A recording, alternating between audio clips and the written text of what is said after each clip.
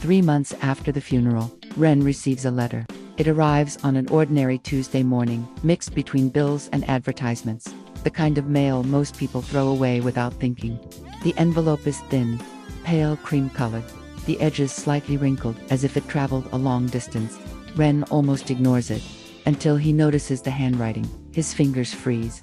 The letters are soft and slightly slanted, written in neat, careful strokes he knows better than his own. Aira's handwriting. For a long moment he simply stares at the envelope, standing in the narrow hallway of his apartment. The girl who wrote this is buried 2 miles away in a quiet cemetery. He attended the funeral himself.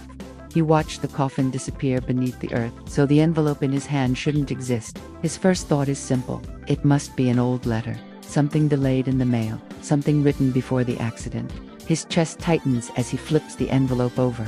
The postmark stops his breathing. Today's date. Ren's fingers begin trembling.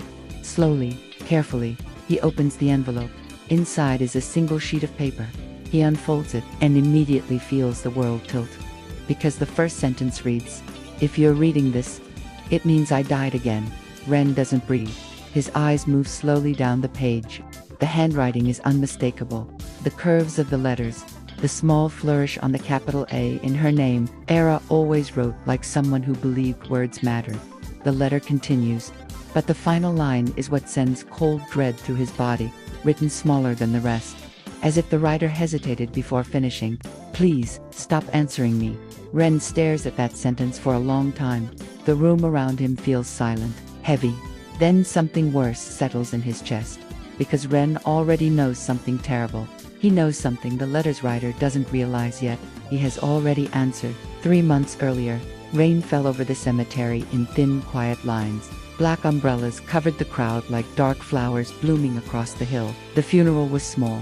Aira had never liked large gatherings. Ren stood near the front beside the open grave, barely aware of the people speaking around him. Muted condolences floated through the air. Soft apologies, sympathy he couldn't process. Everything felt distant, like watching someone else's life through glass. The coffin rested in front of him, closed. The doctors had said the accident left injuries too severe for an open viewing. Ren had nodded when they explained, but a small part of him still believed the coffin might open. That she might sit up laughing at the terrible misunderstanding, that someone would announce it had all been a mistake. But nothing like that happened. Instead, dirt slowly began falling against the wood, soft, hollow thuds, each one sounding like a door closing somewhere deep inside his chest. Ren didn't cry.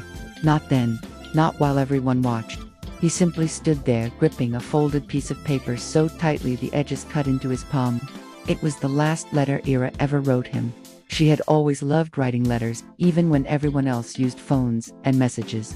Aira believed handwritten words carried something more honest, more permanent.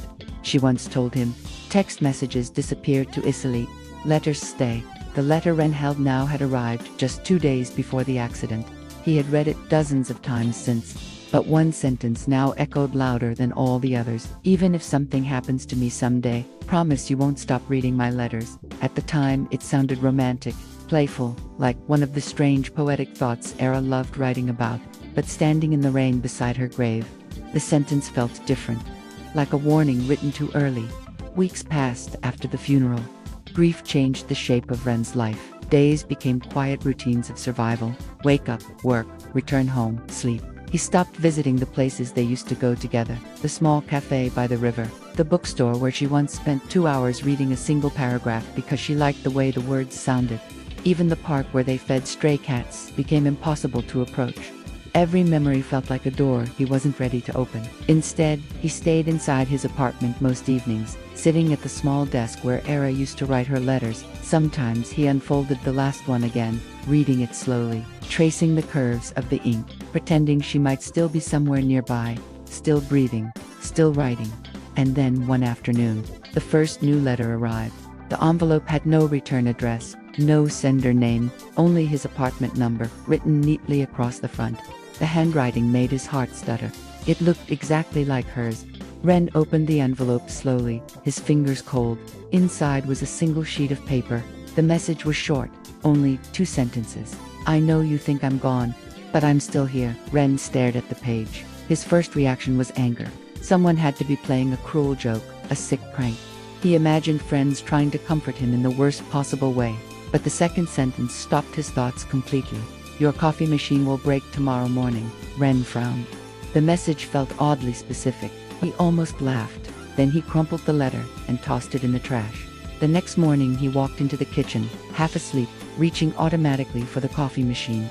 He pressed the button. The machine sputtered, made a strange grinding noise, and then something inside it snapped with a loud pop. Steam burst from the top as the device died completely. Ren stood there staring at it, slowly remembering the sentence from the letter. A chill crawled up his spine.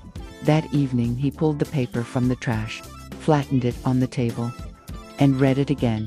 For hours he sat at his desk staring at the letter. Logic told him the message was coincidence, a lucky guess, but something deeper whispered another possibility. A possibility he didn't want to believe. Finally, he pulled a blank sheet of paper toward him. His hand hovered above the page for a long time. Then he began writing. At first the words came out harsh, angry, demanding answers. But halfway through the letter his tone changed, because the hope he tried to ignore began rising again. His pen slowed, and he wrote the one question he couldn't stop thinking about. Are you really Aira? He folded the paper carefully, placed it inside an envelope, and mailed it the next morning. For 3 days, nothing happened. Then another letter arrived. The handwriting was the same, but shakier this time. The message was only 3 words. I'm trying to be. After that, the conversations began. Letters arrived every few days, sometimes longer, sometimes shorter. Each message felt more personal than the last. Aira wrote about memories only they shared. The night they stayed awake watching meteor showers from the apartment roof. The silly names she gave every stray cat near the park. The way she once described sunsets as the sky slowly forgetting how to be blue. Each letter carried fragments of the girl Ren loved. Slowly, carefully, hope began returning. Maybe death wasn't as final as everyone believed. Maybe love could survive even something like that. But as the letters continued, something began feeling wrong. The handwriting grew shakier. Some words looked scratched out and rewritten, and the tone changed. Her messages became increasingly desperate. Sometimes entire sentences repeated twice, like someone writing while struggling to stay awake. One night, Ren received another envelope. Inside was a letter shorter than all the others. It contained only a single sentence. Please stop answering me. Ren frowned, confused. This was the first time she had asked him not to respond. He turned the page over, and that's when he saw it. Another sentence written on the back. The ink smeared slightly, as if the writer's hand had been shaking or crying. Ren read the words slowly and felt his stomach drop. Every time you reply, I wake up somewhere darker. Silence filled the apartment. Ren stared at the page for a long time, because for the first time, he realized something terrifying. These letters might not be bringing Aira back to him. They might be dragging her somewhere worse. And yet, even with that thought growing in his mind, Ren already knew the truth. When the next letter arrived, he wouldn't be able to stop himself. He would answer again, because some loves refuse to end, even when the dead are begging to be released. The first few letters felt like miracles. The next ones felt like proof, but the ones that followed began to feel like warnings. It started after the message where Aira wrote, every time you reply, I wake up somewhere darker. Ren tried to convince himself it was just her confusion. Maybe she meant emotional darkness. Maybe the grief was distorting the meaning of her words. But deep down, he already knew something worse was happening, because the letters didn't stop, and neither did he. 3 days later, another envelope arrived. Ren opened it with hands that now trembled in a strange mixture of fear and anticipation. Inside was another sheet of paper filled with that same careful, uneven handwriting, but this time the message wasn't about their shared memories. It was about the future. Your neighbor in apartment 3B will argue with his wife tonight, loud enough to wake you. Ren frowned as he read it. The sentence felt so random, so out of place. He looked toward the wall separating his apartment from the neighbors. The building had always been quiet. The couple next door were reserved, and they rarely spoke loudly enough for anyone to hear. Ren folded the letter slowly, unsure what to make of it. That night, just after midnight, the shouting started. At first, it was just muffled voices filtering through the wall. Then it got louder. He heard the sound of furniture scraping across the floor. A door slammed shut with a bang that echoed through the building. Ren sat upright in bed, his heart pounding in his chest. The argument continued for nearly 20 minutes before the building fell silent once again. It happened exactly as the letter predicted. The next morning, another envelope appeared, lying neatly on his doormat. Ren didn't even question how it got there anymore. He just opened it immediately. Inside was a new prediction. A red car will crash at the intersection near the convenience store tomorrow afternoon. A cold knot formed in his stomach. He told himself it was just a coincidence, that it had to be. But the next day, while walking home from work, he saw them, the flashing lights from several police cars, blocking the intersection. A red sedan had collided with the street. The entire front of the vehicle was crushed inward like folded metal. Ren stopped walking. He just stood there, staring, because the scene looked exactly like the one described in the letter. After that, the predictions continued. They were small tragedies, quiet disasters, a coworker getting fired unexpectedly, a stray dog being hit by a bicycle, even a sudden illness that sent the elderly woman who lived downstairs to the hospital.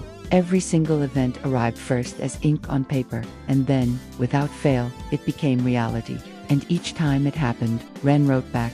At first he told himself he was searching for answers. He was trying to understand how Aira could possibly know these things, but the truth was much simpler and much more selfish. He kept writing because, as long as the letters kept coming, Aira wasn't truly gone. He could still feel her, still hear her voice in the words she wrote. He was so desperate to hold on to that connection that he was willing to ignore the cost. He was willing to ignore the fact that her every prediction was a small piece of suffering, another crack in the world around him. He was trading away pieces of other people's lives, all for one more moment with the ghost of the woman he loved. And the worst part was, he didn't know how to stop. The letters were the only place she still existed. Each message felt like a small piece of her returning. Her voice, her thoughts, her presence. And losing that connection again felt worse than the fear growing around it. So Ren kept answering, even as the world around him began changing. The first physical change appeared one night while Ren was working late at his desk. The apartment suddenly felt colder. Not the normal kind of chill from open windows or poor heating. This cold felt concentrated, focused, like standing in the shadow of something invisible. Ren rubbed his arms and glanced toward the hallway. For a brief moment, he thought he saw movement in the mirror hanging beside the door, a dark shape standing behind him. He turned quickly. Nothing was there. The apartment remained silent, but the cold lingered. That night Ren had the first nightmare. He found himself walking through a long hallway filled with doors. Each door was slightly open. Behind them was darkness. Not empty darkness, but something thick and heavy, like rooms filled with night. At the end of the hallway stood a figure, a girl with long hair. She reached toward him, but before he could see her face clearly, he woke up. The next letter arrived the following afternoon. Ren opened it slowly. The message inside made his hands go numb. I think I can see you sometimes. His chest tightened. The letter continued, not clearly, but like looking through fog. Ren read the sentence 3 times. Aira had never written anything like this before. Until now, the letters had always sounded distant, like messages from someone trapped far away. But this message felt different. Closer, uncomfortably close. Another line followed beneath it. When you write to me, the darkness changes. Ren swallowed hard. He sat down and continued reading. The letter was longer than usual, and for the first time, Aira explained what had happened after her death, when the accident ended her life. She didn't wake up in heaven, or hell, or any place she recognized. She woke up somewhere quiet, an endless space that looked like a hallway stretching forever. The air felt cold, heavy, and the darkness there wasn't empty. It moved slowly, like fog drifting through abandoned rooms. At first she wandered alone. Days passed, or maybe years. Time felt strange in that place. Nothing changed, nothing moved, until the day Ren's first letter arrived. The moment she touched the paper, light appeared. Not bright light, but enough to see shapes, walls, doorways, paths. Every letter he sent opened something new.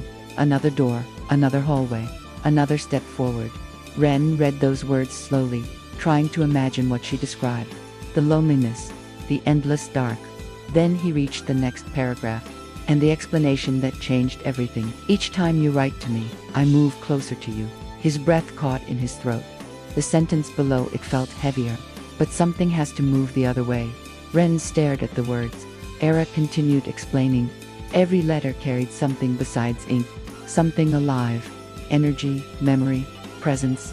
When Ren answered her letters, that energy crossed the space between worlds. It helped her move forward, closer to the living, but the distance between them never changed. For every step she took toward him, something inside him moved toward her. Ren sat frozen at his desk after finishing the letter. The truth settled into his mind slowly, like cold water filling a room. Their communication wasn't harmless. It was a bridge. And bridges work both directions. The next letter he received felt different. The handwriting looked stronger, more confident, almost like the Aira he remembered before the accident. She joked about one of the stray cats near the park. She described the sunset she had seen through one of the doors that appeared after his last reply. For the first time since the letters began, she sounded happy, and that happiness broke something inside Ren, because he knew exactly what he was supposed to do now. He was supposed to stop. He was supposed to let her remain wherever she was, to close the bridge. But when he imagined the darkness she described, when he imagined her alone in those endless hallways, he picked up his pen again and wrote back. After that, the letters changed. They arrived more frequently, sometimes only 2 days apart. Aira's personality returned piece by piece, her humor, her curiosity, even the small poetic thoughts she used to include in every message. One letter contained only a single sentence. The stars look different from here. Another described the strange silence of the place she walked through. It feels like the world forgot to make sound. But the more they wrote, the more real she seemed. And the more Ren began feeling something strange inside his chest. Not pain, not illness, but a quiet emptiness, like a room inside him slowly losing furniture. Some nights he struggled to remember small details, what he ate for breakfast, what day it was. Once he even forgot the name of the co-worker who had sat beside him for 2 years. Yet every time a new letter arrived, those concerns disappeared, because seeing Aira's handwriting again felt like watching someone return from the grave, and that miracle was worth almost any cost, until the message arrived that finally shattered his illusion. The envelope looked normal, but the sentence inside made Ren's blood run cold. "I can almost see the river outside your apartment now." Ren froze, because that river existed only in the living world. It flowed just a block away from his building, which meant something impossible was happening. Aira wasn't just sending letters anymore. She was getting closer, much closer, closer than she had ever been before. Ren slowly lowered the page and realized something terrifying. The bridge between them was no longer theoretical. It was working, and if it continued, eventually one of them might fully cross it. The question was no longer whether the dead could return. The question was far worse. When she finally arrived, who would still be alive to greet her? If you want to see how this story ends, and whether Ren finally breaks the connection with the girl he refuses to let go, make sure you subscribe, because in the final part of this story, love will face its most terrifying choice: let her return, or let her rest. The letter arrives on a quiet evening. By now, Ren recognizes the sound immediately. The soft slide of paper through the apartment's mail slot. For a moment, he doesn't move. He sits at his desk staring at the door, feeling something heavy settle inside his chest. Because the last message he received changed everything. "I can almost see the river outside your apartment now." Since reading that sentence, Ren hasn't slept properly. He walks to the door slowly. The envelope waits on the floor. Same pale cream paper. Same careful handwriting spelling his name. But something about it feels heavier tonight. Like the message inside already knows what it will cost. Ren picks it up. For a long moment, he simply holds it. Then he opens it. Inside is a single sheet of paper. One message. Only one. "If you write back one more time, I think I'll be able to come home." Ren feels the air leave his lungs. For months, this is exactly what he wanted. Every letter, every reply, every moment he spent holding on to the impossible hope that Aira might return. That death wasn't permanent. That love could somehow pull someone back across the boundary between life and whatever waited after. But now he understands something he didn't before. The bridge between them is real, and bridges demand balance. For every step Aira has taken toward the living world, something inside Ren has been moving the opposite direction. His memories feel thinner now, hollow in places. Sometimes he struggles to recall small things. Faces, names, even moments he shared with her. The idea of her remains strong, but the details are slowly dissolving. If he writes back one more time, the bridge might finally complete itself. Aira might come home, but someone else might vanish. And deep down, Ren already knows who that will be. That night he sits at his desk for hours. The blank page in front of him feels heavier than any letter he has written before. Outside the apartment window, the river reflects the dim orange glow of streetlights. For a long time, Ren simply listens to the quiet sound of water moving in the distance. Then finally, he picks up the pen. He begins writing slowly, carefully. But instead of answering her message, he writes a question. Do you remember the day we promised we would never trap each other? The memory returns to him as he writes. A summer evening 2 years before the accident. They had been sitting beside that same river outside his apartment. Aira had been talking about something strange. About how love sometimes becomes possessive. How people hold on to each other so tightly they stop growing. She had laughed softly before saying something he never forgot. If one of us ever becomes the reason the other can't move forward, we have to let go. At the time it sounded philosophical, like one of her many poetic thoughts. Now it feels like a rule written for this exact moment. Ren finishes the letter, folds it carefully, and sends it the next morning. 3 days pass. The waiting feels heavier than anything he has experienced before. Every sound in the apartment building makes his heart jump. Footsteps in the hallway, doors closing, the mail slot rattling from someone else's delivery. Each time he expects another envelope to appear, but nothing comes. Until the evening of the 3rd day, the letter arrives just before sunset. Ren already knows what it will be. His hands shake slightly as he opens it. The handwriting inside looks different. Still Aira's, but calmer, stronger, like someone who has finally stopped struggling. He reads the message slowly. I remember. The next lines appear softer, almost peaceful. Love isn't supposed to keep people from moving on. Ren feels his throat tighten. He continues reading. It's supposed to let them. The letter explains everything she finally understood. Their letters created a bridge, a path connecting to worlds that were never meant to overlap. Each message carried something across that distance. Not just words, energy, memory, life. At first the connection helped her move closer to the living, but eventually the bridge demanded balance. One of them would have to cross completely, and once that happened, the other would disappear. The final lines feel like a whisper. If I come back, you won't be there anymore. Ren closes his eyes. He already knew that. But seeing the truth written in her handwriting makes it real. The letter continues, and if you cross over to me, you'll lose the world you belong to. The final sentence sits alone at the bottom of the page. Simple, quiet. So this has to be the last letter. For a long time Ren sits motionless at the desk. The apartment feels strangely silent tonight, almost peaceful. The fear that once surrounded the letters is gone. Now only one thing remains. The choice. He stands slowly, walks into the kitchen, and places every letter Aira ever sent him onto the table. Dozens of envelopes, months of conversations, memories written in ink. Each one once felt like proof that love could defeat death. Now they look like something else. A doorway that stayed open too long. Ren picks up the first letter. The one that predicted his coffee machine breaking. Then the one that warned him to stop answering. Then the one where she described the dark hallways. Each message holds a fragment of the girl he loved.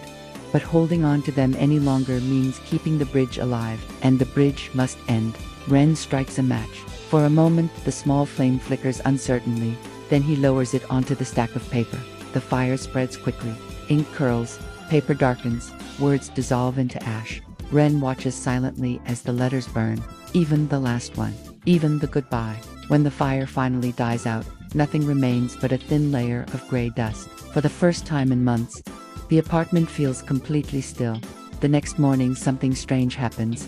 Ren wakes up expecting the familiar sound of paper sliding through the mail slot, but the apartment remains quiet.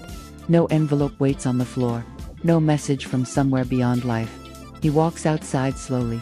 The river flows beside the street exactly as it always has. Cars pass.